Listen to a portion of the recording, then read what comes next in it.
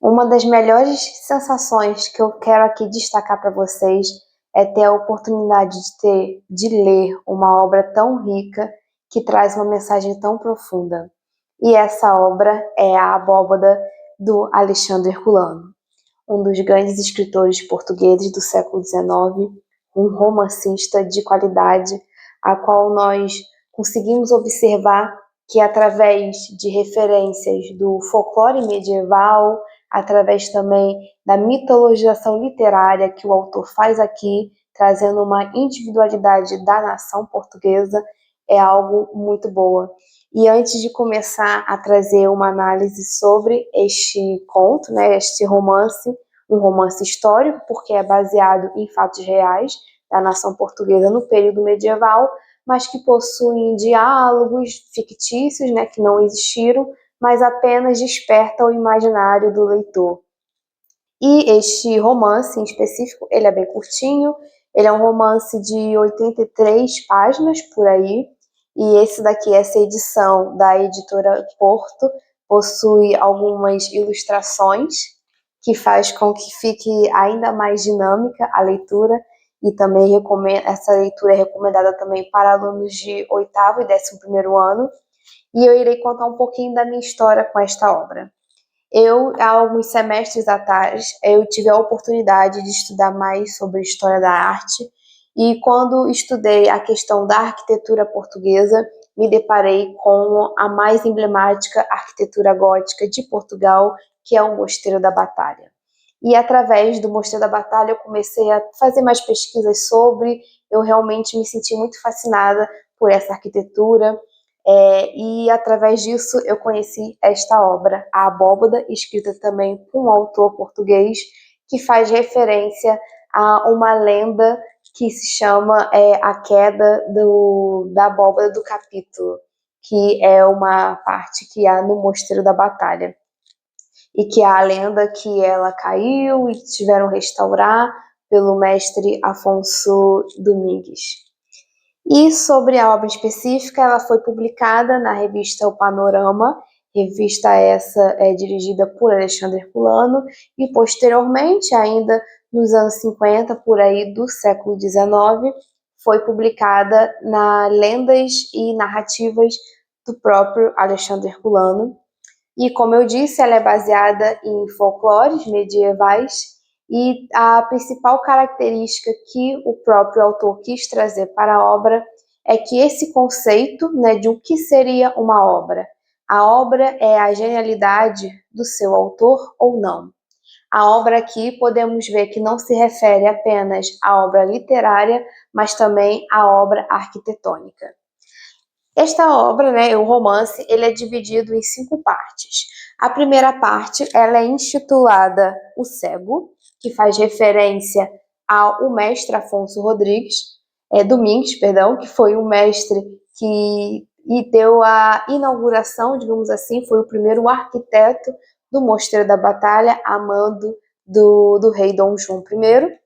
Temos também o segundo capítulo, que é intitulado Mestre UG, que foi o seu sucessor irlandês. Temos também o capítulo 3, que é o Alto, o 4, que se chama Um Rei Cavaleiro, e o 5º capítulo, O Voto Fatal. No primeiro capítulo, que é o Cego, eu irei ler para vocês uma breve descrição que Alexandre Herculano faz de uma maneira bastante minuciosa a respeito do mestre Afonso Domingues, a qual é dito: as faces do velho eram fundas, as maçãs do rosto elevadas, a fronte espaçosa e curva, e o perfil do rosto quase perpendicular. Tinha a testa enrugada, como quem vivera a vida de contínuo pensar, e correndo com a mão os lavores da pedra sobre que estava assentado, ora carregando o sobrolho e ora deslizando as rugas da fronte. Repreendia ou apavorava com eloquência muda os primores ou imperfeições do artifício que copia a ponta de cinzel aquela página imenso livro de pedra, e que os espíritos vulgares chamam simplesmente de Mosteiro da Batalha. Algo que chama muita atenção nessa descrição que Herculano faz do mestre Afonso é a referência do livro de pedra, né? O livro de pedra nos remete à memória, àquilo que se refere à glória do passado e, neste caso, à glória da nação portuguesa, nos tempos principalmente das grandes navegações, e que também faz referência, de uma certa forma, implícita ou não, à obra Viagens à Minha Terra, de Almeida Garrett, também publicado no século XIX, na transição de primeira para a segunda metade do século, que faz também referência a essa questão da memória, algo que precisa ser preservado, pois ambos os escritores, tanto o Herculano como o Garrett, embora um fosse mais conservador e o outro um pouco revolucionário, ambos defendiam que deve haver, sim, a preservação dos patrimônios nacionais, e neste caso aqui, do patrimônio gótico. E também acho muito interessante destacar que há uma passagem dentro desse capítulo, intitulada O Cego, uma referência à questão do que é a genialidade do homem, algo que é muito voltado também e que o próprio autor traz essa abordagem para que faça com que nós, leitores, refletíssemos sobre a genialidade, se é algo material ou imaterial. De novo, essa dicotomia entre o utópico, né, o espiritual, a espiritualização de algo, ou a materialização. Qual deles é importante? Que essa dicotomia está bastante presente ao longo do século XIX em Portugal, na literatura, obviamente. E está dito o seguinte: o ouro, não. O mestre de Avis, que entre aspas, né, se refere ao rei Dom João I, sabe que o ouro é vil, só é nobre e puro o gênio do homem. Ou seja, essa questão, né, de trazer a genialidade do homem como algo essencial para a construção da identidade nacional, para a constituição de uma obra, que neste caso aqui se refere a uma obra arquitetônica, até mesmo porque a ideia do homem fica, né, mesmo que o homem se vá, né, venha a falecer. A sua ideia sempre irá perpetuar. Então é muito interessante, muito profundo essa análise, né, de um escritor de séculos anteriores ao nosso e que mesmo assim se torna tão atual para os nossos dias. E além disso, o Herculano defendia que a obra deveria ser autêntica, a obra que pertencia ao seu autor, que ela não pudesse ser vinculada a nenhum outro, pois a obra precisa ser original, ela precisa ter a sua própria identidade.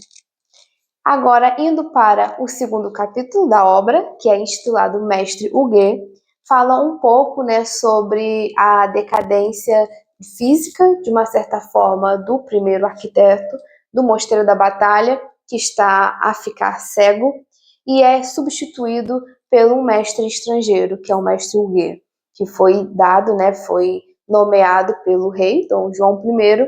Entretanto, há muitas controvérsias acerca de sua própria personalidade, por muitas das vezes subjugar e querer, de uma certa maneira, desfavorecer a arquitetura original feita pelo mestre Afonso Domingues. E eu irei falar brevemente da descrição que Herculano aborda a respeito do arquiteto Huguet, que era estrangeiro, a qual diz: David Huguet era irlandês, homem mediano em quase tudo, em idade, estatura, em capacidade e em gordura. Tendo vindo a Portugal como um dos cavaleiros do Duque de Lancaster, procurou a obter e alcançou a proteção da rainha Dona Filipa de Lancaster, que, havendo Afonso Domingues cegado, o fez nomear mestre das obras do Mosteiro da Batalha, mostrando ele, por documentos autênticos, ter na sua mocidade subido ao grau de mestre, na sociedade secreta dos obreiros edificadores. Então aqui vemos, né, que ele tinha esse aval tanto do rei como da rainha, né, a rainha inglesa, que era princesa inglesa e se tornou rainha ao se casar com o rei de Portugal, Filipa de Lancaster, e que ele tinha essa proteção, né, e foi ele o responsável pela construção da abóbada da casa do capítulo, que é a abóbada que irá desabar. Este praticamente é um enredo principal deste romance. e vemos essa dualidade entre o que é importante, o que deve ser valorizado, algo que é nacional ou algo que é estrangeiro. E, passado o tempo, neste mesmo capítulo, o próprio Mestre G, ele descredibiliza toda a questão, né, da nacionalidade portuguesa e dessa questão da autenticidade da obra arquitetônica, botando em xeque a obra que Afonso Domingues realizou, a qual ele diz: pobres ignorantes, que seria o vosso Portugal sem estrangeiros, senão um país safado e inculto? Ou seja, na visão dele, Portugal era um país ultrapassado, principalmente a nível arquitetônico, e precisava sim de modelos, de influências de arquiteturas góticas europeias, principalmente do norte. E esta descrição, né, esse desabafo, digamos assim, do mestre Huguet, nos faz recordarmos um pouco aqui, entre aspas, que eu irei falar uma certa curiosidade a respeito do Mosteiro da Batalha, é que foi um mosteiro gótico, né, gótico flamejante, ou também podemos considerar neomanuelino, também é uma terminologia correta na história da arte, que ela chegou muito tarde, né, em relação a outros países europeus, e essa arquitetura ela revolucionou a arquitetura gótica em Portugal, pois até então era uma arquitetura mais brusca, muito relacionada e misturada com a arquitetura anterior, que era a românica. Então, isso é apenas uma curiosidade que acaba explicitando aquilo que o mestre irlandês abomina, né? Aquilo que ele acredita que precisa ser algo inovador e algo que não era, pelo fato de que a arquitetura gótica no país, não só arquitetura, como escultura e pintura, chegou de uma forma tardia no solo português. E terceiro capítulo, que é intitulado O Alto, e que particularmente para mim é o mais engraçado, porque fala muito da questão do exorcismo, né, que a igreja, o padre, enfim, quer aplicar, quer fazer ao mestre Huguet, achando que ele estava possuído, sendo que o que aconteceu naquele momento foi uma certa premonição de que algo muito triste, digamos assim, aconteceria, que foi a queda da abóbada da casa do capitular, né, do capítulo, e que isso foi algo que praticamente mudou o cenário dentro aqui do romance, porque após 24 horas da abóbada ter sido construída, ela desabou. E isso nos leva ao quarto capítulo, que é intitulado Um Rei Cavaleiro. E neste capítulo vemos essa premonição do mestre Huguet sendo algo mais explicitado, a qual os outros, né, ali perceberam que na verdade ele não estava possuído coisa nenhuma. Então o diálogo é mais ou menos desse jeito. Como vai David Huguet? Perguntou o rei. Com grande melhoria, respondeu o prior. Dormiu bem, espaçoso e acordou em seu juízo.